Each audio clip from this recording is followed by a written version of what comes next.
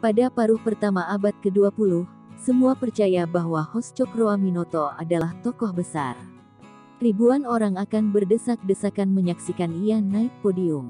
Ia hebat berorasi, menyebar propaganda, membakar emosi massa. Ia mampu menghipnotis massa dengan suara baritonnya. Ribuan pengikutnya menganggap ia sang Eru Cokro, Ratu Adil, yang akan membebaskan penderitaan pribumi. Akan tetapi, ia menolak anggapan itu. Ia memang pemimpin yang berusaha membebaskan pribumi dari pengisapan kaum kolonial Belanda. Namun, ia merasa bukan Ratu Adil. Ia menganggap Belanda hanya menjadikan kaum pribumi sebagai sapi perahan. Ia lawan penindasan itu dengan menyadarkan ribuan rakyat. Begitu takutnya hingga orang-orang kolonial menganggapnya sang Raja Jawa, meski tidak memakai mahkota layaknya Sultan Vorstenlanden.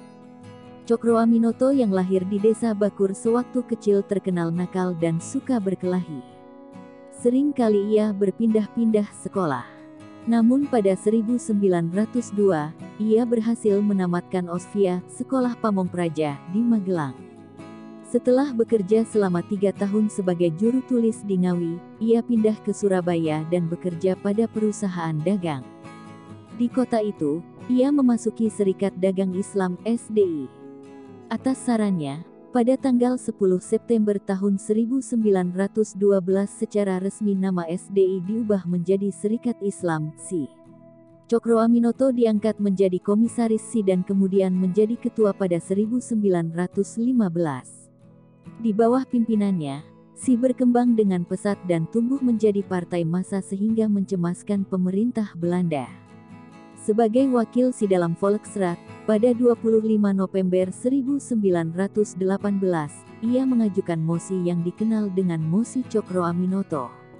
Melalui mosi itu pemerintah Belanda dituntut supaya membentuk parlemen yang anggota-anggotanya dipilih dari rakyat dan oleh rakyat. Dituntut pula supaya pemerintah bertanggung jawab kepada parlemen. Cokroaminoto mengecam pengambilan tanah untuk dijadikan perkebunan milik orang-orang Eropa.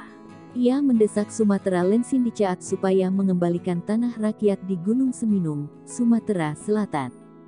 Ia juga menuntut supaya kedudukan dokter-dokter pribumi disamakan dengan dokter-dokter Belanda. Pada 1920, dengan tuduhan menyiapkan pemberontakan untuk menggulingkan pemerintah Belanda, ia dimasukkan ke penjara.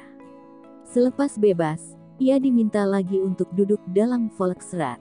Permintaan itu ditolaknya karena ia tidak mau lagi bekerja sama dengan pemerintah Belanda. Cokroaminoto tidak hanya bergiat di bidang politik, ia banyak pula menulis artikel di pelbagai surat kabar. Tulisan-tulisannya sering dimuat utusan Hindia, Fajar Asia, dan Bendera Islam.